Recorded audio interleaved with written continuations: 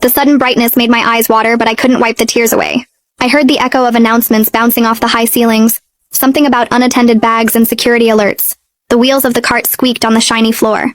Dad walked next to us carrying our 4 passports and a folder with all the Mexico paperwork.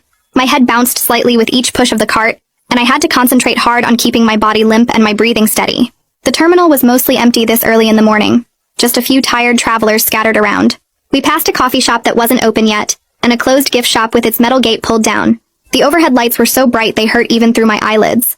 Mom's shoes clicked on the floor in that fast rhythm that meant she was nervous. She was pushing the cart faster now, heading toward the international check-in counters at the far end of the terminal.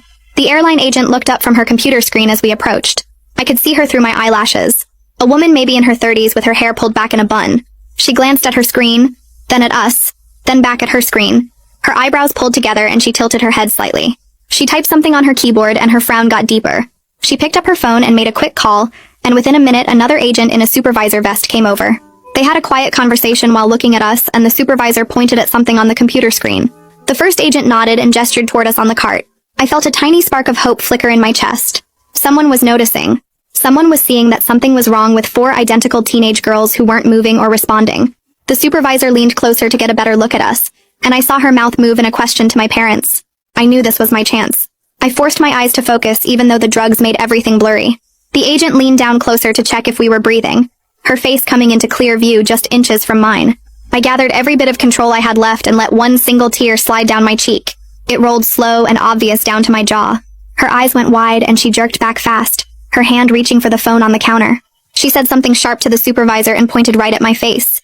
The supervisor's expression changed completely and she grabbed the phone too. Mom started talking in that sweet voice, explaining something, but the agents weren't listening anymore.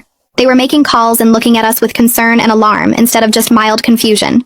3 minutes later, an airport police officer walked up fast, his hand resting on his belt. He was tall and black with kind eyes that looked at us first before turning to my parents. His name tag said Hayes, and he pulled out a small notebook. He asked my parents why 4 teenagers were completely unresponsive at 4 in the morning. Dad launched into the story they'd practiced, his voice smooth and reasonable. He explained we were anxious flyers who got nervous about traveling. He said Mom had given us some medication to help us rest for the flight. He smiled that charming smile he used with teachers and doctors, the one that usually made people trust him and stop asking questions.